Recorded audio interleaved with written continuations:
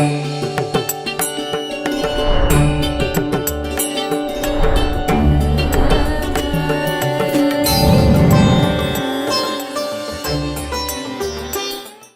ವೀಕ್ಷಕರೇ, ಶುಭೋದಯ. ನೀವು ನೋಡ್ತಾ ಇದ್ದೀರಾ ಬೃಹತ್ ಜಾತಕಂ ಕಾರ್ಯಕ್ರಮಕ್ಕೆ ಸ್ವಾಗತ. ನಾನು ಪ್ರವೀಣಿ ದಾಸ್. ವೀಕ್ಷಕರೇ, ಇವತ್ತಿನ ಕಾರ್ಯಕ್ರಮದ ಮುಖಾಂತರವಾಗಿ ಒಂದಷ್ಟು ಮಾಹಿತಿಯನ್ನು ನಾವು ನಿಮಗೆ ನೀಡ್ತಾ ಇದ್ದೀವಿ. ಪ್ರತಿ ಸಂಚಿಕೆಯಂತೆ ಇವತ್ತಿನ ಸಂಚಿಕೆಯಲ್ಲೂ ಕೂಡ ಮೊಟ್ಟ ಮೊದಲನೇದಾಗಿ ಇವತ್ತಿನ ಪಂಚಾಂಗ ಮತ್ತು ಗ್ರಹಗತಿಗಳು ಯಾವ ರೀತಿಯಾಗಿದೆ, ಇದರೊಟ್ಟಿಗೆ ದ್ವಾದಶ ರಾಶಿಗಳ ದಿನ ಭವಿಷ್ಯ ಯಾವ ರೀತಿಯಾಗಿದೆ, ಯಾವ ರಾಶಿಗೆ ಶುಭ, ಯಾರಿಗೆ ಅಶುಭ, ಆ ಸಮಸ್ಯೆಗಳಿಗೆ ಪರಿಹಾರ ಮಾರ್ಗಗಳು ಯಾವ ರೀತಿಯಾಗಿರುತ್ತೆ, ಇದರೊಟ್ಟಿಗೆ ಇವತ್ತಿನ ದಿನ ವಿಶೇಷತೆಯಲ್ಲಿ ಒಂದು ಹೊಸ ವಿಚಾರದ ಬಗ್ಗೆ ಒಂದಷ್ಟು ತಿಳುವಳಿಕೆಯನ್ನು ಗುರುಗಳು ನಮಗೆ ನೀಡ್ತಾ ಇದ್ದಾರೆ. ಸೊ ಆರಾಧನೆ ಅಂದರೆ ಏನು, ಆರಾಧನೆಯಲ್ಲಿ ಎಷ್ಟು ಕ್ರಮಗಳಿವೆ, ಇದರ ವಿಧಿವಿಧಾನಗಳು ಯಾವ ರೀತಿಯಾಗಿರುತ್ತೆ ಅನ್ನೋದ್ರ ಕುರಿತಾಗಿ ಇವತ್ತಿನ ಸಂಚಿಕೆಯಲ್ಲಿ ತಿಳಿಸಲಿಕ್ಕೆ ನಮ್ಮೊಟ್ಟಿಗೆ ಇದ್ದಾರೆ ಆಧ್ಯಾತ್ಮಿಕ ಚಿಂತಕರು, ಖ್ಯಾತ ಜ್ಯೋತಿಷಿಗಳು ಆಗಿರುವಂಥ ಶ್ರೀ ಆಚಾರ್ಯ ಗುರುಜಿಯವರು. ಮೊದಲನೇದಾಗಿ ಗುರುಗಳನ್ನ ಕಾರ್ಯಕ್ರಮಕ್ಕೆ ಬರಮಾಡ್ಕೊಳ್ಳೋಣ. ಗುರುಗಳೇ ನಮಸ್ತೆ, ಕಾರ್ಯಕ್ರಮಕ್ಕೆ ಸ್ವಾಗತ.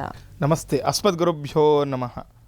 ಅಖಂಡ ಮಂಡಲಾಕಾರಂ ವ್ಯಾಪ್ತಂ ಯೇನ ಚರಾಚರಂ ತತ್ಪದಂ ದರ್ಶಿತಂ ಯೇನ ತಸ್ಮೈ ಶ್ರೀ ಗುರವೇ ನಮಃ. ಆಪದಾಮಪಹರ್ತಾರಂ ದಾತಾರಂ ಸರ್ವಸಂಪದಾಂ ಲೋಕಾಭಿರಾಮಂ ಶ್ರೀರಾಮಂ ಭೂಯೋರ್ಭೂಯೋ ನಮಾಮ್ಯಹಂ. ಮನೋಜವನ್ ಮಾರುತತುಲ್ಯ ವೇಗಂ ಜಿತೇಂದ್ರಿಯಂ ಬುದ್ಧಿಮತಾಂ ವರಿಷ್ಠಂ ವಾತಾತ್ಮಜನ್ ವಾನರಯೂಥ ಮುಖ್ಯಂ ಶ್ರೀರಾಮಧೂತಂ ಶಿರಸಾ ನಮಾಮಿ. ಜೈ ಶ್ರೀಮನ್ನಾರಾಯಣ. ಇನ್ನು ವೀಕ್ಷಕರೇ, ಮೊದಲನೇದಾಗಿ ಇವತ್ತಿನ ಪಂಚಾಂಗ ಮತ್ತು ಗ್ರಹಗತಿಗಳು ಯಾವ ರೀತಿಯಾಗಿದೆ ತಿಳ್ಕೊಳ್ಳೋಣ. ಗುರುಗಳೇ, ಇವತ್ತಿನ ಪಂಚಾಂಗ ಹೇಗಿದೆ ಎಂದಿನಂತೆ ಪಂಚಾಂಗವನ್ನು ತಿಳ್ಕೋಬೇಕು ಅಂತ. ಯಾಕಂದರೆ ಈ ತಿಥಿ, ವಾರ, ನಕ್ಷತ್ರ, ಯೋಗ ಕರಣಗಳನ್ನೇ ನಾವು ಪಂಚಾಂಗ ಅಂತ ಹೇಳುವಂಥದ್ದು. ಪಂಚಾಂಗವನ್ನು ದಿನವೂ ಯಾರು ಶ್ರವಣ ಮಾಡ್ತಾರೆ, ಹಾಗೆ ಯಾರು ಪಠಣ ಮಾಡ್ತಾರೆ, ಅವರಿಗೆ ಆ ದಿನ ಶುಭಪ್ರದ ಆಗುತ್ತೆ. ಅವರು ಆ ದಿನ ಮಾಡಬೇಕಾಗಿರುವಂತಹ ಅಂದುಕೊಂಡಂತಹ ಕೆಲಸ ಕಾರ್ಯಗಳೆಲ್ಲವೂ ಕೂಡ ದಿಗ್ವಿಜಯ ಆಗುತ್ತೆ ಅಂತ. ಹಾಗಾಗಿ ಅವತ್ತೇನಾದರೂ ಮನಸ್ಸಿಗೆ ಅಶಾಂತಿ ಇದ್ದರೆ ಅಥವಾ ನೆಮ್ಮದಿ ಕಳ್ಕೊಂಬಿಟ್ಟಿದ್ರೆ, ಆರೋಗ್ಯ ಸಮಸ್ಯೆಗಳನ್ನು ಬಳಲ್ತಾ ಇದ್ರೂ ಕೂಡ ಈ ಪಂಚಾಂಗ ಶ್ರವಣ, ಪಂಚಾಂಗ ಪಠಣದಿಂದ ಅವೆಲ್ಲವೂ ಕೂಡ ನಮಗೆ ಅನುಗ್ರಹ, ಭಗವಂತನ ಅನುಗ್ರಹದಿಂದ ಎಲ್ಲವೂ ಕೂಡ ನಮಗೆ ಅನುಕೂಲಕರ ರೀತಿಯಲ್ಲಿ ಆಗುತ್ತೆ ಆ ದಿನ ಅಂತ. ಹಾಗಾಗಿ ಇವತ್ತು ವಿಶೇಷವಾಗಿ ಕ್ರೋಧಿನಾಮ ಸಂವತ್ಸರ, ದಕ್ಷಿಣಾಗಿನ ಹೇಮಂತ ಋತು, ಮಾರ್ಗಶಿರ ಮಾಸದ ಶುಕ್ಲ ಪಕ್ಷದಲ್ಲಿ ಇರುವಂಥದ್ದು. ಶುಕ್ಲ ಪಕ್ಷದ ಪಂಚಮಿ ತಿಥಿ ಇವತ್ತು ಶುಕ್ರವಾರ ಬಂದಿರುವಂಥದ್ದು ತುಂಬ ವಿಶೇಷ.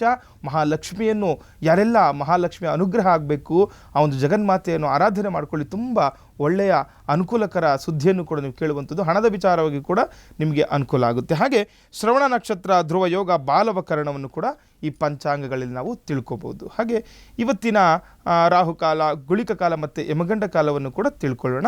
ಇವತ್ತು ರಾಹುಕಾಲವನ್ನು ನೋಡಿದಾಗ 10 ಗಂಟೆ 45 ನಿಮಿಷದಿಂದ 12 ಗಂಟೆ 11 ನಿಮಿಷದವರೆಗೆ ಈ ದಿನ ರಾಹುಕಾಲವನ್ನು ನೋಡ್ಬೋದು. ಹಾಗೆ ಯಮಗಂಡ ಕಾಲ 3 ಗಂಟೆ 2 ನಿಮಿಷದಿಂದ 4 ಗಂಟೆ 27 ನಿಮಿಷದವರೆಗೆ ಯಮಗಂಡ ಕಾಲವನ್ನು ನೋಡ್ಬೋದು. ಅದೇ ರೀತಿ ಗುಳಿಕ ಕಾಲ 7 ಗಂಟೆ 55 ನಿಮಿಷದಿಂದ 9 ಗಂಟೆ 20 ನಿಮಿಷದವರೆಗೆ ಗುಳಿಕ ಕಾಲವನ್ನು ಕೂಡ ನೋಡ್ಕೋಬಹುದು. ಅದೇ ರೀತಿ ಹಾಗೆ ಬ್ರಾಹ್ಮಿ ಮುಹೂರ್ತವನ್ನು ನೋಡಿದಾಗ ಬ್ರಾಹ್ಮಿ ಮುಹೂರ್ತ 4 ಗಂಟೆ 48 ನಿಮಿಷದಿಂದ 5 ಗಂಟೆ 39 ನಿಮಿಷದವರೆಗೆ ಬ್ರಾಹ್ಮಿ ಮುಹೂರ್ತವನ್ನು ಕೂಡ ನಾವು ನೋಡ್ಕೋಬಹುದಾಗಿದೆ. ಯಾಕೆ ಈ ಬ್ರಾಹ್ಮಿ ಮುಹೂರ್ತ ಅಷ್ಟು ಶ್ರೇಷ್ಠ ಅಂತ? ಯಾರಾದರೂ ಮಕ್ಕಳಲ್ಲಿ ವಿದ್ಯಾಭ್ಯಾಸ ಕುಂಠಿತವಾಗ್ತಾ ಇದ್ದರೆ, ಮಕ್ಕಳು ಓದಿದ್ದು ತಲೆಯಲ್ಲಿ ನಿಲ್ತಾ ಇದ್ದರೆ, ಯಾಕಂದರೆ ಸಾಮಾನ್ಯವಾಗಿ ಹೇಳ್ತಾ ಇರ್ತಾರೆ, ಗುರುಗಳೇ ತುಂಬ ಚೆನ್ನಾಗಿ ಮಗು ಓದ್ತಾ ಇತ್ತು, ತುಂಬ ಚೆನ್ನಾಗಿ ಅಂಕಗಳನ್ನು ಪಡಿತಾ ಇತ್ತು, ಆದರೆ ಬರ್ತಾ ಮಗುವಿನಲ್ಲಿ ಆ ಆಸಕ್ತಿ ಕಡಿಮೆ ಆಗುವಂಥದ್ದು, ಆ ವಿದ್ಯಾರ್ಜನೆಗೆ ಬೇಕಾಗಿರುವಂತಹ ಆ ಚಿತ್ತ ಶುದ್ಧಿ ಇಲ್ಲದಲೇ ಇರುವಂಥದ್ದು. ಆವಾಗ ಅಂಥ ಒಂದು ಸಂದರ್ಭದಲ್ಲಿ ಮಕ್ಕಳ ಚಿತ್ತ ಶುದ್ಧ ಇರುವಂತಹ ಸಮಯ ಈ ಬ್ರಾಹ್ಮಿ ಮುಹೂರ್ತ ಅಂತ.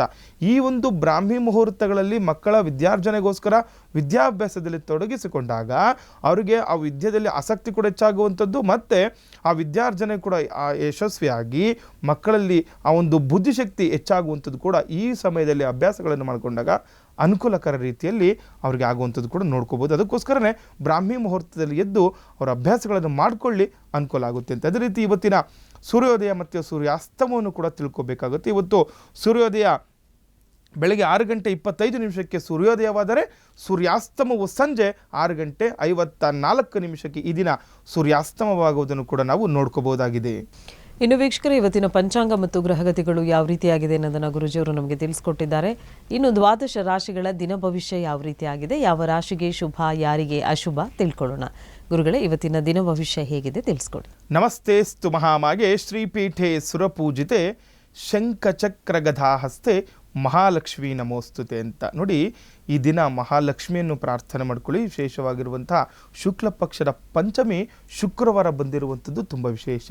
ಈ ದಿನ ಸಂತಾನಕ್ಕೋಸ್ಕರ ಯಾರೆಲ್ಲ ಈ ಹೆಣ್ಮಕ್ಳು ಮತ್ತು ಹೊಸದಾಗಿ ಮದುವೆ ಆಗಿರೋರು ಅಥವಾ ಮದುವೆಯಾಗಿ ತುಂಬ ದಿನ ಆದರೂ ಕೂಡ ಯಾರಿಗೆ ಸಂತಾನಗಳು ಆಗಿರಲ್ಲ, ಇವರು ವಿಶೇಷವಾಗಿ ಈ ದಿನ ಸಂತಾನಪ್ರದವಾಗಿ ಮಹಾಲಕ್ಷ್ಮಿಯನ್ನು, ಆ ಸಂತಾನ ಮಹಾಲಕ್ಷ್ಮಿ ಅಂತ ಹೇಳ್ತೇವೆ, ಈ ಸಂತಾನ ಮಹಾಲಕ್ಷ್ಮಿಯನ್ನು ಪ್ರಾರ್ಥನೆ ಮಾಡ್ಕೊಳ್ಳಿ, ಅನುಕೂಲ ಆಗುವಂಥದ್ದು. ಮನೆಯಲ್ಲಿ ಪೂಜಾರಿಗಳನ್ನು ಮಾಡ್ಕೊಳ್ಳಿ, ಅನುಕೂಲ ಆಗುವಂಥದ್ದು. ಅದೇ ರೀತಿ ಇವತ್ತು ಧನಯೋಗಕ್ಕೋಸ್ಕರ ಅಂದರೆ ಯಾರೆಲ್ಲ ಹಣದ ವಿಚಾರವಾಗಿ ಆರ್ಥಿಕವಾಗಿ ತೊಂದರೆಗಳನ್ನು ಅನುಭವಿಸ್ತಾ ಇರ್ತಾರೆ ಅವರಿಗೂ ಕೂಡ ಇವತ್ತು ವಿಶೇಷವಾಗಿ ಧನಲಕ್ಷ್ಮಿಯ ಅನುಗ್ರಹ ಆಗಲಿ ಅಂತ ಹೇಳ್ತಾ ಧನಲಕ್ಷ್ಮಿಯನ್ನು ಮನೆಯಲ್ಲಿ ಆರಾಧನೆ ಮಾಡ್ಕೊಳ್ಳಿ, ತುಂಬ ವಿಶೇಷವಾಗಿ ಅನುಕೂಲ ಆಗುತ್ತೆ ಅಂತ. ಹಾಗೆ ಮೇಷ, ವೃಷಭ, ಮಿಥುನ, ಕಟಕ, ಸಿಂಹ, ಕನ್ಯಾ, ತುಲ, ವೃಶ್ಚಿಕ, ಧನಸ್ಸು, ಮಕರ, ಕುಂಭ ಮತ್ತು ಮೀನರಾಶಿಗಳು, ಈ 12 ರಾಶಿಗಳ ಫಲಾನುಫಲಗಳನ್ನು ತಿಳ್ಕೊಳ್ಳೋಣ. ಈ ದಿನ ಪ್ರಥಮ ರಾಶಿ ಮೇಷರಾಶಿಯವರಿಗೆ ಆರ್ಥಿಕ ಸಂಕಷ್ಟ ದೂರವಾಗಿ ಮನಸ್ಸಿಗೆ ನೆಮ್ಮದಿ ಸಿಗುವಂಥದ್ದು ಕೂಡ ನೋಡ್ಬೋದು. ನೋಡಿ, ಇವತ್ತು ಹೇಳ್ತಾ ಇದೆ, ಇವತ್ತು ಶುಕ್ರವಾರ ತುಂಬ ಒಳ್ಳೆಯ ದಿನ. ಮೇಷರಾಶಿಯವರಿಗೂ ಕೂಡ ಆರ್ಥಿಕವಾಗಿ ಏನಾದರೂ ಸಂಕಷ್ಟದಲ್ಲಿ ಸಿಲುಕಿಕೊಂಡಿದ್ರೆ, ಹಣದ ವಿಚಾರವಾಗಿ ನೆಮ್ಮದಿಯನ್ನು ಕಳೆದುಕೊಂಡಿದ್ರೆ ಅವೆಲ್ಲ ಅನುಕೂಲ ಆಗಿ ಇವತ್ತು ಹಣದ ವಿಚಾರವಾಗಿ ನೆಮ್ಮದಿಯಿಂದ ಇರುವಂಥದ್ದು.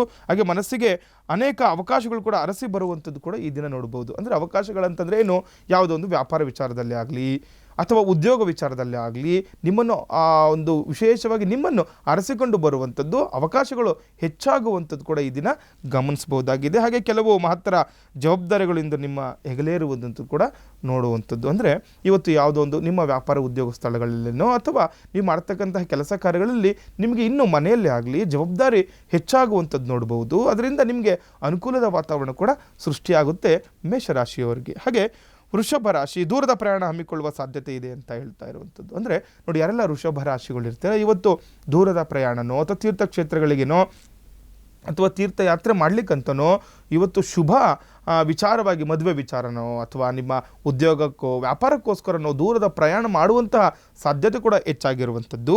ಹಾಗೆ ಹಣಕಾಸಿನ ವಿಷಯದಲ್ಲಿ ಅಲ್ಪ ಹಿನ್ನಡೆ ಇದೆ ಅಂತಲೂ ಕೂಡ ಹೇಳ್ತಾ ಇದೆ. ಹಣದ ವಿಚಾರವಾಗಿ ಹಿನ್ನಡೆ ಇರುವುದರಿಂದ ಸ್ವಲ್ಪ ನೋಡಿ ಹಿಂದೆ ಮುಂದೆ ಯೋಚನೆ ಮಾಡಿ ಹಣದ ವಿಚಾರವಾಗಿ ಕೆಲಸ ಕಾರ್ಯಗಳನ್ನು ಮಾಡ್ಕೋಬೇಕಾಗುತ್ತೆ ಇವತ್ತು ವೃಷಭ ರಾಶಿಯವರು. ಹಾಗೆ ಸಹೋದರರಿಂದ ಲಾಭವಿದೆ ಅಂತಲೂ ಕೂಡ ಹೇಳುವಂಥದ್ದು. ನೋಡಿ, ವೃಷಭ ರಾಶಿಯವ್ರಿಗೆ ಇವತ್ತು ಸಹೋದರರಿಂದ ಅಂದರೆ ಅಣ್ಣ ತಮ್ಮಂದಿರಿಂದ ಆಗಲಿ ಅಥವಾ ಸಹೋದರಿಯರು ಕೂಡ ಹೇಳ್ತೀವಿ ಅಕ್ಕ ತಂಗಿಯರಿಂದರಾಗಲಿ ಇವತ್ತು ನಿಮಗೆ ಅನುಕೂಲದ ವಾತಾವರಣ ಸೃಷ್ಟಿಯಾಗುವಂಥದ್ದು ನೋಡ್ಬೋದು ವೃಷಭ ರಾಶಿಯವರಿಗೆ.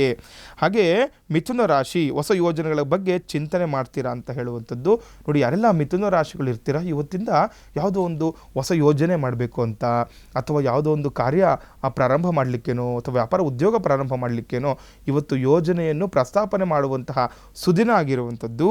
ಮಿತ್ರರ ಸಹಕಾರವೂ ಕೂಡ ದೊರಕಲಿದೆ. ಹಾಗಾಗಿ ನೋಡಿ, ಯಾವಾಗ ಅನುಭವಸ್ಥರು ಅಂತ ನಾವು ಹೇಳ್ತೀವಿ, ಮಿತ್ರರು ಯಾವಾಗ ನಮ್ಮ ಒಳ್ಳೆಯ ನಮ್ಮ ಸಂಘ ನಮ್ಮ ಜೊತೆಲಿ ಇರುತ್ತೆ ಆವಾಗ ಅವರಿಂದನೂ ಕೂಡ ನಮಗೆ ಅನುಕೂಲ ಆಗುವಂಥದ್ದು. ಅವರ ಸಹಕಾರ, ಅವರ ಬೆಂಬಲದಿಂದ ಮಾಡತಕ್ಕಂತಹ ಕೆಲಸ ಕಾರ್ಯಗಳು ಕೂಡ ಯಶಸ್ವಿಯಾಗುವಂಥದ್ದು ನೋಡ್ಬೋದು. ದೂರದ ಪ್ರದೇಶಗಳಿಗೆ ಪ್ರಯಾಣ ಮಾಡುವಂಥದ್ದು ಕೂಡ ನಿಮಗೆ ಅನುಕೂಲಕರ ರೀತಿ ಆಗುತ್ತೆ ಅಂತಂದರೆ ಮಿಥುನ ರಾಶಿಯವರಿಗೆ ಇವತ್ತು ನೀವು ನಿಮ್ಮ ಕೆಲಸದ ನಿಮಿತ್ತವಾಗಿ ವ್ಯಾಪಾರ ಉದ್ಯೋಗದ ನಿಮಿತ್ತವಾಗಿ ದೂರದ ಪ್ರಯಾಣವನ್ನು ಮಾಡಿಕೊಳ್ಳಿ, ನಿಮಗೆ ಅನುಕೂಲ ಆಗುವಂಥದ್ದು ಕೂಡ ಈ ದಿನ ನೋಡಬಹುದು ಮಿಥುನ ರಾಶಿಯವರಿಗೆ. ಹಾಗೆ ಕಟಕ ರಾಶಿ, ಮನೋಕಾಮನೆಗಳು ಪೂರ್ಣಗೊಳ್ಳುವುದು ಅಂತ ಹೇಳ್ತಾ ಇದೆ. ನೋಡಿ, ಯಾರೆಲ್ಲ ಕರ್ಕಾಟಕ ರಾಶಿಗಳು ಇರ್ತೀರಾ ತುಂಬ ದಿನದಿಂದ ಯಾವುದೊಂದು ಕನಸು ಕಟ್ಕೊಂಡ್ಬಿಟ್ಟಿರ್ತೀರ, ಒಂದು ಮನೆ ತಗೋಬೇಕು ಅಥವಾ ಒಂದು ಸೈಟ್ ತಗೊಳ್ಳೋ ವಿಚಾರನೋ ಅಥವಾ ಯಾವುದೋ ಒಂದು ವ್ಯಾಪಾರ ಉದ್ಯೋಗದ ಬದಲಾವಣೆ ಮಾಡುವ ವಿಚಾರನೋ ತುಂಬ ದಿವಸದಿಂದ ಮನಸ್ಸಲ್ಲಿ ಕಾಡತಕ್ಕಂತಹ ಒಂದು ಪ್ರಶ್ನೆಗೆ ಇವತ್ತು ನಿಮಗೆ ಉತ್ತರ ಸಿಗುವಂಥದ್ದು, ನಿಮಗೆ ಮಾಡತಕ್ಕಂಥ ಕೆಲಸ ಕಾರ್ಯಗಳು ಪೂರ್ಣ ಆಗುವಂಥದ್ದು ಕೂಡ ನೋಡ್ಬೋದು.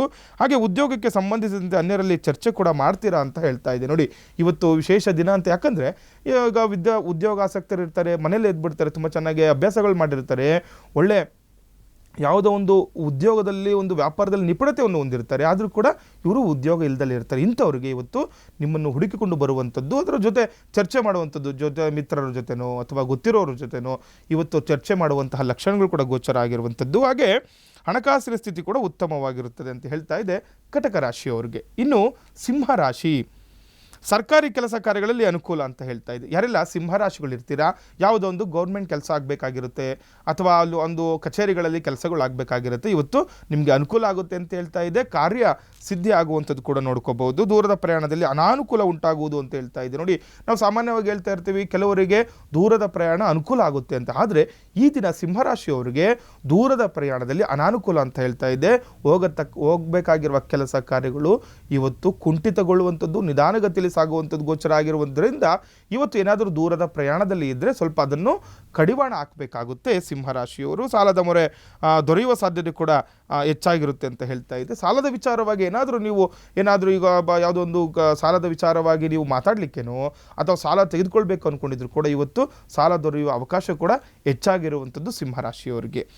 ಇನ್ನು ಕನ್ಯಾ ರಾಶಿ, ಆಟೋಮೊಬೈಲ್ಸ್ ಹಾಗೂ ಎಲೆಕ್ಟ್ರಾನಿಕ್ಸ್ಗೆ ಸಂಬಂಧಪಟ್ಟ ವ್ಯವಹಾರಗಳಲ್ಲಿ ಅಧಿಕ ಲಾಭಾಂಶ ಕಂಡು ಬರುತ್ತೆ ಅಂತ ಹೇಳ್ತೀವಿ. ಯಾರೆಲ್ಲ ಈ ಕನ್ಯಾ ರಾಶಿಯವರು ಆಟೋಮೊಬೈಲ್ಸ್ ಆಗಲಿ ಅಥವಾ ಈ ವಿಶೇಷವಾಗಿರುವಂತಹ ಎಲೆಕ್ಟ್ರಾನಿಕ್ಸ್ಗೆ ಸಂಬಂಧಪಟ್ಟಂಥ ವ್ಯವಹಾರಗಳು ಯಾರೆಲ್ಲ ಮಾಡ್ತಾ ಇರ್ತೀರಾ ಅವರೆಲ್ಲರಿಗೂ ಕೂಡ ಅಧಿಕ ಲಾಭಾಂಶವನ್ನು ಈ ದಿವಸ ನೀವು ನಿರೀಕ್ಷೆ ಮಾಡಬಹುದಾಗಿದೆ. ಕನ್ಯಾ ರಾಶಿಯವರು ಉನ್ನತ ಅಧಿಕಾರಿಗಳ ಭೇಟಿ ಮತ್ತು ಮಾತುಕತೆಯಿಂದ ಸಮಸ್ಯೆಗಳು ಇತ್ಯರ್ಥ ಆಗುತ್ತೆ ಅಂತ ಹೇಳ್ತಾ ಇದ್ದೀನಿ. ನೋಡಿ, ಯಾವಾಗ ನಮ್ಮ ಸಮಸ್ಯೆಗಳು ಜಾಸ್ತಿ ಆಗ್ತಾ ಬರುತ್ತೆ ಆವಾಗ ನಾವೇನು ಮಾಡಬೇಕು, ನಮಗಿಂತ ಮುಂಚೆ ಚೆನ್ನಾಗಿ ಗೊತ್ತಿರುವಂಥವ್ರು, ನಿಮ್ಮ ಮೇಲಾಧಿಕಾರಿಗಳ ಜೊತೆನೋ ಅಥವಾ ಉತ್ತಮವಾಗಿರುವಂತಹ ವ್ಯಕ್ತಿತ್ವ ಹೊಂದಿರುವಂಥವ್ರ ಜೊತೆ ನಾವು ಮಾತುಕತೆ ಮಾಡಿಕೊಂಡಾಗ ಅದಕ್ಕೆ ನಮಗೆ ಪರಿಹಾರ ಸಿಗುವಂಥದ್ದು ಕೂಡ ನೋಡ್ಕೋಬಹುದು. ಇವತ್ತು ಕನ್ಯಾ ರಾಶಿಯವರು ಕೂಡ ತುಂಬ ವಿಶೇಷವಾಗಿ ಇರುವಂತಹ ಸಮಸ್ಯೆಗಳು ಕೂಡ ಇತ್ಯರ್ಥವಾಗುವಂತಹ ಲಕ್ಷಣಗಳು ಕೂಡ ಗೋಚರ ಆಗ್ತಾ ಇದೆ ಕನ್ಯಾ ರಾಶಿಯವರಿಗೆ. ಇನ್ನು ತುಲಾ ರಾಶಿ, ಬಂಧು ಮಿತ್ರರ ಸಹಾಯ ಸಿಗುವಂಥದ್ದು. ನೋಡಿ, ತುಲಾರಾಶಿಯವರಿಗೆ ಇವತ್ತು ವಿಶೇಷವಾಗಿ ನಿಮ್ಮ ಬಂಧು ಮಿತ್ರರಿಂದ ಸಹಾಯ ಸಿಗುತ್ತೆ. ಹಾಗೆ ಶತ್ರುಗಳು ಮಿತ್ರರಾಗುವ ಸಾಧ್ಯತೆ ಕೂಡ ಹೆಚ್ಚಾಗಿರುವಂಥದ್ದು. ಯಾರಾದರೂ ಶತ್ರುಗಳು ಇರ್ತಾರೆ, ಅವರು ಕೂಡ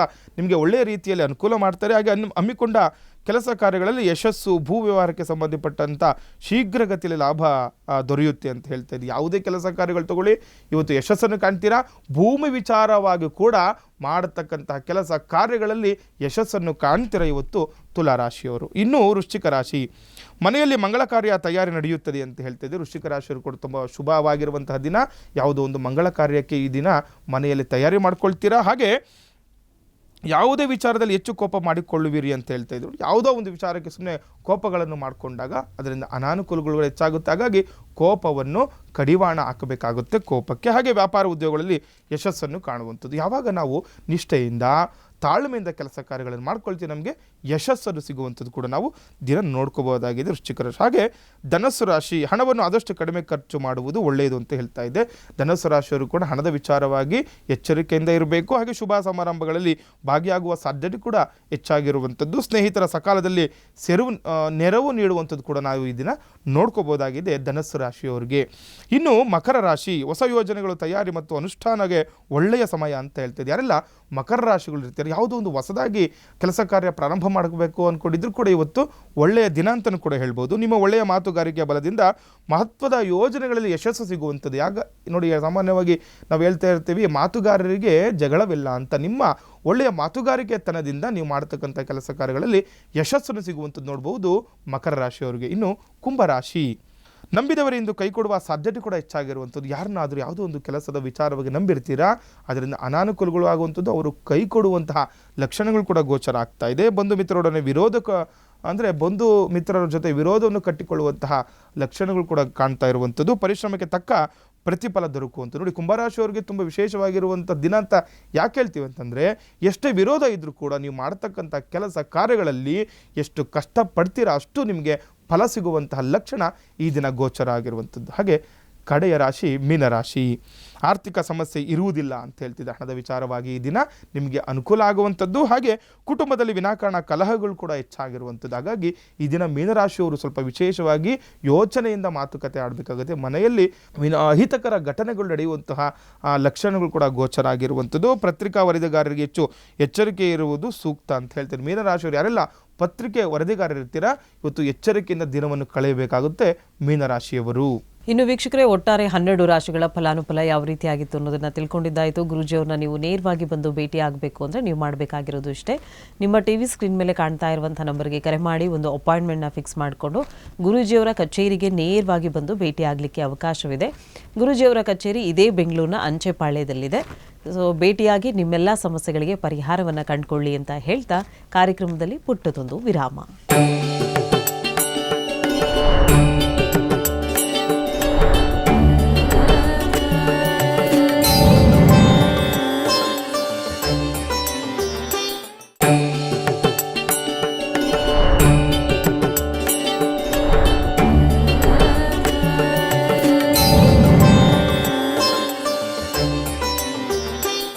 ವಿರಾಮದ ಬಳಿಕ ಕಾರ್ಯಕ್ರಮಕ್ಕೆ ಮತ್ತೊಮ್ಮೆ ಸ್ವಾಗತ. ವೀಕ್ಷಕರೇ, ಇವತ್ತಿನ ಕಾರ್ಯಕ್ರಮದ ಮುಖಾಂತರವಾಗಿ ಒಂದಷ್ಟು ಮಾಹಿತಿಯನ್ನು ಗುರುಗಳು ನಮಗೆ ನೀಡ್ತಾ ಇದ್ದಾರೆ. ನಿಮ್ಮಲ್ಲಿಯೂ ಕೂಡ ಯಾವುದೇ ರೀತಿಯಾದಂಥ ಸಮಸ್ಯೆಗಳಿರ್ಬೋದು, ಆ ಸಮಸ್ಯೆಗಳಿಗೆ ಪರಿಹಾರ ಬೇಕು, ಗುರುಜಿಯವನ್ನ ನಾವು ನೇರವಾಗಿ ಬಂದು ಭೇಟಿ ಆಗ್ತೀವಿ, ಅಥವಾ ಮನೆಯಲ್ಲಿ ಶುಭ ಕಾರ್ಯಗಳಿವೆ, ಆ ಗೃಹ ಪ್ರವೇಶಕ್ಕೆ ಗುರುಜಿಯವನ್ನ ನಾವು ಸಂಪರ್ಕಿಸಬೇಕು ಅಂದರೆ ನೀವು ಮಾಡಬೇಕಾಗಿರೋದು ಇಷ್ಟೇ. ನಿಮ್ಮನೆ ಟಿ ವಿ ಸ್ಕ್ರೀನ್ ಮೇಲೆ ಕಾಣ್ತಾ ಇರುವಂಥ ನಂಬರ್ಗೆ ಕರೆ ಮಾಡಿ ಹೆಚ್ಚಿನ ಮಾಹಿತಿಯನ್ನು ನೀವು ಪಡ್ಕೊಳ್ಬಹುದು. ಗುರುಗಳು ಇದೇ ಬೆಂಗಳೂರಿನ ಅಂಚೆಪಾಳ್ಯದಲ್ಲಿರುವಂಥ ಕಚೇರಿಗೆ ಸಿಗ್ತಾರೆ. ಅಲ್ಲಿಗೆ ನೇರವಾಗಿ ಹೋಗಿ ನಿಮ್ಮೆಲ್ಲ ಸಮಸ್ಯೆಗಳಿಗೆ ಪರಿಹಾರವನ್ನು ಕಂಡುಕೊಳ್ಬಹುದು ಅಂತ ಹೇಳ್ತಾ, ಇನ್ನು ಇವತ್ತಿನ ದಿನ ವಿಶೇಷತೆಗೆ ಹೋಗೋಣ. ಪ್ರತಿ ಸಂಚಿಕೆಯಂತೆ ಇವತ್ತಿನ ಸಂಚಿಕೆಯಲ್ಲೂ ಕೂಡ ಒಂದು ಹೊಸ ವಿಚಾರದ ಬಗ್ಗೆ ತಿಳುವಳಿಕೆಯನ್ನು ಗುರುಜಿಯವರು ನೀಡ್ತಾ ಇದ್ದಾರೆ. ಆರಾಧನೆಯ ಕುರಿತಾಗಿ ನಾವು ತಿಳ್ಕೊಳ್ತಾ ಇದ್ದೀವಿ. ಆರಾಧನೆ ಅಂದರೆ ಏನು, ಈ ಪೂಜಾ ವಿಧಿವಿಧಾನಗಳು ಯಾವ ರೀತಿಯಾಗಿರುತ್ತೆ, ಇದರ ಕ್ರಮಗಳು ಹೇಗಿರುತ್ತೆ ಅನ್ನೋದನ್ನು ಗುರುಜಿಯವರು ನಮಗೆ ತಿಳಿಸ್ಕೊಡ್ತಾರೆ. ಗುರುಗಳೇ, ಇವತ್ತಿನ ದಿನ ವಿಶೇಷತೆ ನೋಡಿ. ಈ ದಿನ ನಾವು ವಿಶೇಷವಾಗಿ ಪೂಜೆಗಳ ಬಗ್ಗೆ ಮಾತಾಡುವಂಥದ್ದು. ಅಂದರೆ ಆರಾಧನೆಗಳಲ್ಲಿ ಎಷ್ಟು ವಿಧ, ಯಾವ ರೀತಿ ಎಲ್ಲ ದೇವರನ್ನು ಆರಾಧನೆ ಮಾಡ್ಬೋದು ಅಂತ. ಈಗ ಸಾಮಾನ್ಯವಾಗಿ ಕೇಳ್ತಾ ಇರ್ತಾರೆ, ಗುರುಗಳೇ ನಾವು ಒಂದು ಗೃಹ ಪ್ರವೇಶ ಮಾಡಬೇಕು, ಯಾವ ರೀತಿ ಮಾಡಬೇಕು ಅಂತ. ಹಾಗೆ ಒಂದು ಪ್ರತಿಷ್ಠಾಪನೆ ಮಾಡೋದು ಯಾವ ರೀತಿನೋ, ಅಥವಾ ಯಾವುದೇ ಒಂದು ಪೂಜೆ ಪುನಸ್ಕಾರಗಳನ್ನು ಎಷ್ಟೆಲ್ಲ ವಿಧ ವಿಧಗಳಾಗಿ ಪೂಜಾರಿಗಳನ್ನು ಮಾಡಬಹುದು ಅಂತ ಶಾಸ್ತ್ರದಲ್ಲಿ ಇದೆ ಅಂತ. ನೋಡಿ, ಒಂದು ಕುಂಭಾರಾಧನೆ ಅಂತ, ಕುಂಭ, ಬಿಂಬ, ಮಂಡಲ ಮತ್ತು ಸ್ತಂಡಿಲ ಅಂತ 4 ವಿಧವಾಗಿ ನಾವು ಪೂಜಾದಿಗಳನ್ನು ಮಾಡ್ಕೋಬೋದು. ಅಂದರೆ ಈಗ ಒಂದು ಗೃಹ ಪ್ರವೇಶ ಮಾಡ್ತೀವಿ ಅಂತಂದರೆ ಮನೆಗಳಲ್ಲಿ ಆಗಲಿ, ಅಥವಾ ಯಾವುದೋ ಒಂದು ದೇವ ಪೂಜೆಗಳನ್ನು ಮಾಡಬೇಕಾದ್ರೆ ದೇವಸ್ಥಾನಗಳಲ್ಲಿ ವಿಗ್ರಹ ರೂಪದಲ್ಲಿ ಆಗಲಿ, ಅಥವಾ ಯಾವುದೋ ಒಂದು ಸ್ಥಳದಲ್ಲಿ ಒಂದು ನದಿ ತೀರಗಳಲ್ಲಿ ಮಂಡಲ ರೂಪದಲ್ಲಿ ಆಗಲಿ, ಅಥವಾ ಅದೇ ತೀರ್ಥಕ್ಷೇತ್ರಗಳಲ್ಲಿ ಸ್ತಂಡಿಲ ಅಂದರೆ ಹೋಮಕುಂಡದ ರೀತಿಯಾಗಿ ಇಷ್ಟು ವಿಧವಾದ ಆರಾಧನೆಗಳನ್ನು ನಾವು ಶಾಸ್ತ್ರ ರೀತಿ ಮಾಡ್ಕೋಬೋದು. ಅಂದರೆ ಒಂದು ಕುಂಭ ಅಂತಂದರೆ ಏನು, ಒಂದು ಕಳಶದಲ್ಲಿ ಭಗವಂತನನ್ನು ಆರಾಧನೆ ಮಾಡಬೇಕು. ನಾವೊಂದು ಯಾವುದೋ ಗುರುಗಳೇ ಒಂದು ವ್ರತ ಮಾಡಬೇಕು, ಅಥವಾ ಈಗ ನಾವು ನೋಡಿ ಸಾಮಾನ್ಯವಾಗಿ ಮನೆಗಳಲ್ಲಿ ವರಮಹಾಲಕ್ಷ್ಮಿ ವ್ರತಗಳನ್ನು ಮಾಡ್ತೀವಿ, ಅಥವಾ ಸತ್ಯನಾರಾಯಣ ವ್ರತಗಳನ್ನು ಮಾಡ್ತೀವಿ, ಅಥವಾ ಯಾವುದೋ ಒಂದು ನಿಮಿತ್ತ ಕಾರಣಗಳಿಂದ ಅಥವಾ ಯಾವುದೋ ಒಂದು ಶಾಂತಿ ಹೋಮ ಮಾಡಲಿಕ್ಕೂ ಕೂಡ ಈ ವ್ರತಗಳನ್ನು ಅಥವಾ ಪೂಜಾರಿಗಳನ್ನು ಮಾಡಿಕೊಳ್ಳುವಾಗ ಏನು ಮಾಡುವಂಥದ್ದು, ಕುಂಭ ಅಂದರೆ ಏನು, ಕಳಶವನ್ನು ಕುಂಭ ಅಂತ ಹೇಳ್ತೀವಿ. ಒಂದು ಕುಂಭದ ರೀತಿಯಲ್ಲಿ ಭಗವಂತನನ್ನು ನಾವು ಸ್ಥಾಪಿಸಿ ಪೂಜೆಗಳನ್ನು ಮಾಡಿಕೊಳ್ಳುವಂಥದ್ದೇ ಕುಂಭಾರಾಧನೆ ಅಂತ. ಯಾವ ರೀತಿ ಇದು ನೋಡಿ, ಒಂದು ಕಳಶದಲ್ಲಿ ನಾವು ಒಂದು ದಾರವನ್ನು ಸುತ್ತೀವಿ, ಸೂತ್ರವೇಷ್ಟನ ಅಂತ ಹೇಳುವಂಥದ್ದು. ಈ ಸೂತ್ರವನ್ನು ನಾವು ಒಂದು ಕಳಶಕ್ಕೆ, ಒಂದು ಕುಂಭಕ್ಕೆ ಸುತ್ತುವಂಥದ್ದು. ಅದನ್ನು ಕೂಡ ಹೇಳ್ತಾರೆ ಶಾಸ್ತ್ರದಲ್ಲಿ, ಒಂದು ಗೋಧಿಯ ಗಾತ್ರದಲ್ಲಿ ಅದು ಇರಬೇಕಂದ್ರೆ ಅದು ಒಂದು ಸೂತ್ರಕ್ಕೂ ಮಧ್ಯದಲ್ಲಿರುವ ಅಂತರ ಒಂದು ಗೋಧಿಯ ಗಾತ್ರದಲ್ಲಿ ಇರಬೇಕು ಅಂತ ಹೇಳುತ್ತೆ. ಆ ರೀತಿ ನಾವು ಸೂತ್ರವೇಷ್ಟನೆ ಮಾಡಬೇಕು. ಇದು ಏನನ್ನು ಸೂಚಿಸುತ್ತೆ ಅಂದರೆ, ಮನುಷ್ಯನಲ್ಲಿ ಯಾವ ರೀತಿ ನರನಾಡಿಗಳೆಲ್ಲ ಇರುತ್ತೆ ಇದನ್ನು ಈ ಒಂದು ಸೂತ್ರ ಸೂಚಿಸುವಂಥದ್ದು. ಅದೇ ರೀತಿ ಒಳಗಡೆ ನಾವು ಜಲವನ್ನು ತುಂಬಿಸ್ತೀವಿ, ನಮ್ಮ ಆತ್ಮ, ಶರೀರದ ಒಳಗಡೆ ಇರುವ ಆತ್ಮ ಯಾವ ರೀತಿ ಜೀವಾತ್ಮ ಇರಬೇಕು ಆ ರೀತಿ ಅದರೊಳಗಡೆ ಒಂದು ನಾವು ರತ್ನವನ್ನಾಗಲಿ ಅಥವಾ ಒಂದು ನಾವು ತಾಮ್ರದ ಕಾಯನ್ನಾಗಲಿ ಇದ್ರ ಒಳಗಡೆ ಹಾಕುವಂಥದ್ದು, ಅದನ್ನು ನಾವು ಹೃದಯ ಅಂತ ಭಾವಿಸ್ತೀವಿ. ಅದೇ ರೀತಿ ನೋಡಿ, ಒಂದು ಕುಂಭಕ್ಕೆ ತಲೆ ಶಿರ ಯಾವ ರೀತಿ ಇರಬೇಕು ನೋಡಿ, ನಾವು ತೆಂಗಿನಕಾಯನ್ನು ಇಡ್ತೀವಿ. ನಾವು ಸಾಮಾನ್ಯವಾಗಿ ಹೇಳ್ತೀವಿ ನೋಡಿ, ಒಂದು ಕಳಶದಲ್ಲಿ ಯಾವ ರೀತಿ ಆರಾಧನೆ ಮಾಡ್ಕೊಳ್ಳೋದಂದರೆ, ಒಂದು ಕಳಶದಲ್ಲಿ ಜಲವನ್ನು ತುಂಬಿಸಿದ ನಂತರ ಕೂರ್ಚೆಯನ್ನು ಇಡ್ತೀವಲ್ಲಿ. ಯಾಕಂದರೆ ಕೂರ್ಚಾಗ್ರೆ ರಾಕ್ಷಸಾನ್ ಘೋರಾನ್ ಚಿಂದಿ ಕರ್ಮ ವಿಘಾತಿನಃ ಅಂತ. ಅಂದರೆ ಯಾವುದೇ ರೀತಿಯ ರಾಕ್ಷಸ ಬಾಧೆಗಳಿಲ್ಲದ್ರೆ ಈ ಒಂದು ಪೂರ್ಣವಾಗಿ ಪೂಜೆ ಪೂರ್ವರಿಸಲಿ ಅಂತ. ಅದೇ ರೀತಿ ಒಂದು ಮಾವಿನ ಸೊಪ್ಪನ್ನು ಇಡ್ತೀವಿ. ಸಾಮಾನ್ಯವಾಗಿ ಕೆಲವರು ಮಾವಿನ ಸೊಪ್ಪು ಇಡ್ತಾರೆ, ಇನ್ನು ಕೆಲವರು ಈ ವಿಳೆದೆಲೆಯನ್ನು ಇಡ್ತಾರೆ. ಇದನ್ನೆಲ್ಲ ಕೂಡ ನಾವು ಸಾಮಾನ್ಯವಾಗಿ ನೋಡಿರ್ತೀವಿ. ಯಾಕಂದರೆ ವೃಕ್ಷರಾಜ ಸಮುದ್ಭೂತ ಶಾಖಾಯ ಪಲ್ಲವತ್ವಜ ಯುಷ್ಮಾನ್ ಕುಂಭೆ ತ್ವರ್ಪಯಾಮಿ ಸರ್ವ ಪಾಪಾಪನುತ್ತೆಗೆ ಅಂತ. ಎಲ್ಲ ಪಾಪಗಳಿಂದ ನಮಗೆ ವಿಮುಕ್ತಿ ಸಿಗಲಿ, ಮಾಡತಕ್ಕಂತಹ ಕೆಲಸ ಕಾರ್ಯಗಳಲ್ಲಿ ಯಶಸ್ಸು ಸಿಗಲಿ ಅಂತ ಹೇಳ್ತಾ ನಾವೊಂದು ಮಾವಿನ ಸೊಪ್ಪು ಇಡ್ತೀವಿ. ಅದು ಹಾಗೆ ನೋಡಿ, ಇದನ್ನು ನಾರಿಕೇಳ ಅಂತ ಹೇಳುವಂಥದ್ದು. ನಾರಿಕೇಳ ಸಮುದ್ಭೂತ ತ್ರಿನೇತ್ರ ಹರಸಮ್ಮದ ಶಿಖಯ ಧ್ವರಿತಂ ಸರ್ವಂ ಪಾಪಂ ಪೀಡಾಂಜಮೇರುದ ಅಂತ. ಎಲ್ಲ ಪಾಪ ಪೀಡೆಗಳಿಂದ ನಮಗೆ ಮುಕ್ತಿ ಸಿಗಲಿ ಅಂತ ಹೇಳ್ತಾ ತ್ರಿಮೂರ್ತಿ ಅಂದರೆ ತ್ರಿನೇತ್ರ ಸ್ವರೂಪವಾಗಿರುವಂತಹ ಶಿವನ ಶಿರದ ಒಂದು ಸಂಕೇತವಾಗಿರುವಂತಹ ತೆಂಗಿನಕಾಯನ್ನು ಮೇಲಿಟ್ಟು ಪೂಜೆ ಮಾಡುವಂಥದ್ದು. ಆ ಒಂದು ತೆಂಗಿನಕಾಯಿನ ನಾವು ಭಗವಂತನ ಶಿರ ಅಂತ ನಾವು ಭಾವನೆ ಮಾಡ್ಕೊಳ್ತಾ ಆರಾಧನೆ ಮಾಡುವಂಥದ್ದೇ ಕುಂಭಾರಾಧನೆ ಅಂತ. ಇದಕ್ಕೆ ನಾವು ಪಟ್ಟು ಪೀತಾಂಬರ ವಸ್ತ್ರಗಳನ್ನು ನೋಡಿ, ಸಾಮಾನ್ಯವಾಗಿ ಈಗ ಲಕ್ಷ್ಮೀ ಪೂಜೆ ಮಾಡಿದ್ರೆ ನಾವು ಅಂದರೆ ಸೀರೆಯನ್ನು ನಾವು ಒಂದು ಮಾತೆಗೆ ಉಡಿಸುವಂಥದ್ದು, ಅಥವಾ ನಾವು ಯಾವುದೋ ಒಂದು ನಾರಾಯಣನನ್ನು ಅಥವಾ ಶಿವನನ್ನು ಪೂಜೆ ಆರಾಧನೆ ಮಾಡಿಕೊಳ್ಳುವಾಗ ನಾವು ಪಂಚೆಯನ್ನು ಅಂದರೆ ಆ ಒಂದು ಭಗವಂತನಿಗೆ ನಾವು ಧಾರಣೆ ಮಾಡುವಂಥದ್ದು ಕೂಡ ನಾವು ಕ್ರಮವಾಗಿ ನೋಡಿರ್ತೀವಿ. ಸಾಮಾನ್ಯವಾಗಿ ಒಂದು ಕಳಶವನ್ನು ನೋಡಿದಾಗ ನಮಗೆ ಆ ಭಗವಂತನ ಯಾವ ರೀತಿ ಇರ್ತಾನೆ, ಈಗ ಶಿವನಿಗೆ ನಾವು ವಿಭೂತಿಯನ್ನು ಇಡುವಂಥದ್ದು, ಅಥವಾ ನಾರಾಯಣನಿಗೆ ನಾವು ನಾಮವನ್ನು ಇಡುವಂಥದ್ದು, ಅಥವಾ ಯಾಕೆಂದರೆ ತಿಲಕ ಧಾರಣೆಯನ್ನು ಕೂಡ ಆ ಒಂದು ಕುಂಭಕ್ಕೆ ಮಾಡ್ತೀವಿ. ಈ ರೀತಿ ಮಾಡಿಕೊಂಡು ನಾವು ಆರಾಧನೆ ಮಾಡುವಂಥದ್ದೇ ಕುಂಭಾರಾಧನೆ ಅಂತ ಹೇಳ್ತೀವಿ. ಅದೇ ರೀತಿ ಈಗ ಬಿಂಬಾರಾಧನೆ ಅಂತ ನೋಡಿ. ಬಿಂಬ ಅಂದರೆ ಏನು? ಬಿಂಬ ಅಂದರೆ ಒಂದು ವಿಗ್ರಹ ರೂಪವಾಗಿ, ಸಾಮಾನ್ಯವಾಗಿ ಎಲ್ಲ ಮನೆಗಳಲ್ಲಿ ಕೂಡ ಕುಲದೇವರ ವಿಗ್ರಹಗಳನ್ನ ಇಟ್ಕೊಂಡಿರ್ತಾರೆ ಅಥವಾ ಒಂದು ಗಣಪತಿ ವಿಗ್ರಹನರು ಇಟ್ಕೊಂಡಿರ್ತಾರೆ. ಇಲ್ಲ, ಈ ದೇವಸ್ಥಾನಗಳಲ್ಲಿ ನೋಡಿ ನಾವು ನೋಡ್ಬೋದು, ಒಂದು ಗರ್ಭಗೃಹದಲ್ಲಿ ವಿಗ್ರಹ ರೂಪವಾಗಿ ಆರಾಧನೆ ನಡೀತಾ ಇರುತ್ತೆ ಭಗವಂತನಿಗೆ. ಈ ರೀತಿ ಇದನ್ನು ನಾವು ಏನಂತ ಹೇಳುವಂಥದ್ದಂದರೆ ಬಿಂಬಾರಾಧನೆ ಅಂತ ಹೇಳ್ತೀವಿ. ಈ ರೀತಿ ಬಿಂಬಗಳ ಮುಖಾಂತರವಾಗಿ ಭಗವಂತನ ಆರಾಧನೆ ಮಾಡಿ ನಮ್ಮ ಕೋರಿಕೆ, ಕಾಮನೆ, ಇಷ್ಟಾರ್ಥ ಎಲ್ಲವನ್ನು ಕೂಡ ಭಗವಂತ ನಮಗೆ ನೀಡಲಿ ಅಂತ ಪೂಜೆ ಮಾಡುವಂಥದ್ದೇ ಬಿಂಬಾರಾಧನೆ ಅಂತ. ಅದೇ ರೀತಿ ಮಂಡಲಾರಾಧನೆ ಅಂತ ಹೇಳ್ತೀವಿ. ಈಗ ಸಾಮಾನ್ಯವಾಗಿ ನೋಡಿ, ಈ ಸುದರ್ಶನ ಒಂದು ಹೋಮ ಮಾಡಬೇಕು ಅಂತಂದರೆ ಅಥವಾ ನವಗ್ರಹಗಳ ಶಾಂತಿ ಮಾಡಬೇಕು ಅಂತಿದ್ರೆ ನವಗ್ರಹ ಮಂಡಲವನ್ನು ಹಾಕ್ತೀವಿ. ಅಥವಾ ಏನಾದರೂ ಈ ಮೃತ್ಯುಂಜಯಗೆ ಸಂಬಂಧಪಟ್ಟಂತಹ ಪೂಜೆಗಳಾಗಬೇಕಾದ್ರೆ ಮೃತ್ಯುಂಜಯ ಒಂದು ಮಂಡಲ ಹಾಕುವಂಥದ್ದು. ಅದೇ ರೀತಿ ಏನಾದರೂ ವಾಸ್ತುದೋಷ ಮನೆಯಲ್ಲಿತ್ತು ಅಂತಂದರೆ ವಾಸ್ತು ಮಂಡಲವನ್ನು ಹಾಕ್ತಂದರೆ ರಂಗೋಲಿಯ ರೂಪದಲ್ಲಿ, ಮಂಡಲದ ರೂಪದಲ್ಲಿ ಪೂಜೆ ಮಾಡುವಂಥದ್ದು. ಅಂದರೆ ಈಗ ಒಂದು ಸಾಮಾನ್ಯವಾಗಿ ಮನೆಗಳಲ್ಲಿ ನೋಡಿ, ಅಥವಾ ಯಾವುದೋ ಒಂದು ಸರ್ಪ ಸಂಸ್ಕಾರ ಆಗಬೇಕು, ಸರ್ಪಶಾಂತಿ ಮಾಡಿಸ್ಬೇಕು ಅಂದರೂ ಕೂಡ ಸರ್ಪವನ್ನು ಮಂಡಲದ ರೀತಿಯಾಗಿ ಆ ಒಂದು ರಂಗೋಲಿಯಲ್ಲಿ ಚಿತ್ರವನ್ನು ಬಿಡಿಸಿ ಅದಕ್ಕೆ ನಾವು ಆರಾಧನೆಗಳನ್ನು ಮಾಡ್ತೀವಿ. ಇದನ್ನು ನಾವು ಮಂಡಲ ಆರಾಧನೆ ಅಂತ ಹೇಳುವಂಥದ್ದು. ಹಾಗಾಗಿ 3 ಆರಾಧನೆಗಳಾಯಿತು. ತದನಂತರ 4ನೇದಾಗಿ ಬರುವಂಥದ್ದೇ ಸ್ಥಂಡಲ, ಅಂದರೆ ಕುಂಡಾರಾಧನೆ ಅಂತ ಕೂಡ ಹೇಳ್ತಾರೆ, ಹೋಮಕುಂಡ ಅಂತ ಹೇಳುವಂಥದ್ದು. ನೋಡಿ, ಯಾವುದೇ ಒಂದು ಪೂಜೆ ಮಾಡಲಿ, ವ್ರತ ಮಾಡಲಿ, ಅನುಷ್ಠಾನ ಮಾಡಲಿ, ಹೋಮಂ ಅತಿ ಶೀಘ್ರ ಫಲಂ ಅಂತ ಶಾಸ್ತ್ರ. ಯಾಕಂದರೆ ಹೋಮದ ಮುಖಾಂತರವಾಗಿ ಮಾಡತಕ್ಕಂತಹ ಪೂಜೆಗಳಲ್ಲಿ ನಮಗೆ ಅಧಿಕ ಫಲ ಸಿಗುತ್ತೆ, ಶೀಘ್ರವಾಗಿ ಫಲ ಸಿಗುತ್ತೆ ಅಂತ. ಈ ರೀತಿ 4 ವಿಧವಾದ ಆರಾಧನೆಗಳಲ್ಲಿ ತುಂಬ ವಿಶೇಷವಾಗಿರುವಂತಹ, ಶ್ರೇಷ್ಠವಾಗಿರುವಂತಹ ಆರಾಧನೆ ಅಂದರೆ ಈ ಹೋಮ ಅಂದರೆ ಸ್ಥಂಡಲ ಆರಾಧನೆ ಅಂತಂದರೆ ಇದನ್ನು ನಾವು ಹೋಮಕುಂಡ ಅಂತ ಹೇಳ್ತೀವಿ. ಈ ಹೋಮದಲ್ಲಿ ನಾವು ನೋಡಿ, ನಾವು ಸಾಮಾನ್ಯವಾಗಿ ಈಗ ಸಮಿತ್ತನ್ನು ಹಾಕ್ತೀವಿ ಹೋಮದ ಒಳಗಡೆ, ಅಂದರೆ ಸೌದೆಯನ್ನು ಅಂತ ಹೇಳ್ತೀವಿ. ನಮಗೆ ಪ್ರತ್ಯಕ್ಷವಾಗಿ ಕಾಣತಕ್ಕಂತಹ ದೇವರು ಅಂತಂದರೆ ಆ ಯಜ್ಞ ಪುರುಷ. ಆ ಯಜ್ಞ ಪುರುಷನನ್ನು ನಾವು ಪ್ರಾರ್ಥನೆ ಮಾಡ್ಕೊಳ್ತಾ ಪೂಜೆ ಮಾಡುವಂಥದ್ದು. ನೋಡಿ, ಈಗ ಅದೇ ಸಮಿತ್ತನ್ನು, ಅದೇ ಸೌದೆಯನ್ನು ನಾವು ಹೊರಗಡೆ ಎಲ್ಲಾದರೂ ಉರಿಸಿದಾಗ ಅದು ನಮಗೆ ಇಜ್ಜಲಾಗಿಯೇ ಸಿಗುತ್ತೆ. ನಮಗೆ ಇಜ್ಜಲಾಗಿ ಅದು ಪರಿವರ್ತನೆ ಆಗುತ್ತೆ. ಆದರೆ ಈ ಒಂದು ಹೋಮಕುಂಡದಲ್ಲಿ ಹೋಮವನ್ನು ಮಾಡಿದಾಗ ನಿಮಗೆ ಗೊತ್ತಾಗುತ್ತೆ, ಪೂರ್ಣವಾಗಿ ಭಸ್ಮವಾಗುತ್ತೆ. ನೋಡಿ, ನೀವು ಯಾವುದೇ ಒಂದು ಹೋಮಕುಂಡವನ್ನು ನೋಡಿ, ಅದರಲ್ಲಿ ಯಾವುದೇ ರೀತಿಯ ನಿಮಗೆ ಅಂದರೆ ಅಳಿದುಳಿದ ಭಾಗಗಳಾಗಲಿ, ಅದು ನಮಗೆ ಆ ಶೇಷ ಏನೂ ಸಿಗಲ್ಲ. ಏನಾಗಿರುತ್ತೆ? ಶೇಷವೇ ಬೂದಿಯಾಗಿರುವಂಥದ್ದು. ಹಾಗಾಗಿ ಈ ಒಂದು ಹೋಮದಿಂದ ಅತಿ ಶೀಘ್ರವಾಗಿ ನಮ್ಗೆ ಫಲ ಸಿಗಲಿ ಅಂತ. ಏಕೆಂದರೆ ಇದೊಂದು ನಿದರ್ಶನ. ನೋಡಿ, ಯಾವುದೇ ಹೋಮಕುಂಡದಲ್ಲಿ ನೀವು ಇಜ್ಜಲನ್ನು ಕಾಣಲಿಕ್ಕಾಗಲ್ಲ. ಏಕೆಂದರೆ ಪೂರ್ಣವಾಗಿ ಅದು ಭಸ್ಮವಾಗಿಬಿಟ್ಟಿರುತ್ತೆ, ಪೂರ್ಣವಾಗಿ ಅದು ಪಚನ ಆಗಿರುವಂಥದ್ದು. ಈ ಒಂದು ಹೋಮಕುಂಡದಲ್ಲಿ ಮಾಡಿದಾಗ ನಮಗೆ ಅನೇಕ ಫಲಗಳು, ಶೀಘ್ರ ಫಲಗಳು ಸಿಗುತ್ತೆ ಅಂತ. ಈ ರೀತಿ ಕುಂಭ, ಬಿಂಬ, ಮಂಡಲ ಮತ್ತು ಸ್ಥಂಡಿಲ ಅಂತ ಈ ರೀತಿ 4 ವಿಧವಾದ ಆರಾಧನೆಗಳನ್ನು ಮಾಡ್ಕೊಳ್ತಾ ಭಗವಂತನಲ್ಲಿ ಯಾರು ಅದರಲ್ಲಿ ಅನುಗ್ರಹ ಭಗವಂತನ ಸಿಗಲಿ ಅಂತ ಹೇಳ್ತಾ ಪ್ರಾರ್ಥನೆಗಳನ್ನು ಮಾಡ್ಕೊಳ್ತಾರೆ. ಯಾವುದೇ ವಿಧವಾಗಿ ನೋಡಿ, ಒಂದು ಆರೋಗ್ಯ ಸಮಸ್ಯೆ ಇದ್ದರೂ ಆಗಲಿ, ಅಥವಾ ಯಾವುದೋ ಒಂದು ವ್ಯಾಪಾರ ಉದ್ಯೋಗಕ್ಕೋಸ್ಕರ ಆಗಲಿ, ಅಥವಾ ಯಾವುದೋ ಒಂದು ವಾಸ್ತು ದೋಷ ಮನೆಯಲ್ಲಿ ಇದ್ದರೂ ಆಗಲಿ, ಅಥವಾ ಯಾವುದೇ ರೀತಿಯ ಉದ್ಯೋಗ ವ್ಯಾಪಾರಗಳಲ್ಲಿ ನಷ್ಟ ಆಗ್ತಾ ಇದ್ರೂ ಕೂಡ ಈ ಹೋಮ ಹವನಾದಿಗಳನ್ನು, ಮಂಡಲಾರಾಧನೆಗಳನ್ನು ಮಾಡಿಕೊಂಡಾಗ ಆ ಒಂದು ಸ್ಥಳ ಶುದ್ಧಿಯಾಗಿ ಅಲ್ಲಿ ನಮಗೆ ಅಲ್ಲಿರುವಂತಹ ನೆಗೆಟಿವ್ ಎನರ್ಜಿ ಎಲ್ಲ ಹೋಗಿ ಪಾಸಿಟಿವ್ ಎನರ್ಜಿ ನಮಗೆ ಅಲ್ಲಿ ಉದ್ಭವವಾಗಿ ಮಾಡ್ತಕ್ಕಂತಹ ಕೆಲಸ ಕಾರ್ಯಗಳು ಎಲ್ಲವೂ ಕೂಡ ನಮಗೆ ಯಶಸ್ವಿಯಾಗುತ್ತೆ, ದಿಗ್ವಿಜಯ ಸಿಗುತ್ತೆ ಅಂತ ಶಾಸ್ತ್ರ. ಹಾಗಾಗಿ ಈ ರೀತಿಯಾಗಿರುವಂತಹ 4 ವಿಧವಾಗಿ ಆರಾಧನೆಗಳನ್ನು ಮಾಡ್ಕೊಳ್ಳಿ, ನಿಮಗೆ ಎಲ್ಲವೂ ಕೂಡ ಶುಭವಾಗುತ್ತೆ ಅಂತ. ಗುರುಗಳೇ, ಇದುವರೆಗೂ ಕಾರ್ಯಕ್ರಮದಲ್ಲಿ ಭಾಗವಹಿಸಿ ಸಾಕಷ್ಟು ಮಾಹಿತಿನ ವೀಕ್ಷಕರಿಗೆ ತಿಳಿ ಹೇಳಿದ್ದೀರಾ. ಧನ್ಯವಾದಗಳು. ಲೋಕ ಸಮಸ್ತ ಸುಖಿನೋ ಭವಂತು, ಸಮಸ್ತ ಸನ್ಮಂಗಳಾನಿ ಭವಂತು. ಹರೇ ಶ್ರೀನಿವಾಸ. ಇನ್ನು ವೀಕ್ಷಕರೇ, ಗುರೂಜಿಯವ್ರನ್ನ ನೀವು ನೇರವಾಗಿ ಬಂದು ಭೇಟಿ ಆಗಬೇಕು ಅಂದರೆ ಬೆಂಗಳೂರಿನ ಅಡ್ರೆಸ್ ನಿಮ್ಮ ಟಿವಿ ಸ್ಕ್ರೀನ್ ಮೇಲೆ ಬರ್ತಾ ಇದೆ, ನೋಟ್ ಮಾಡ್ಕೊಳ್ಳಿ.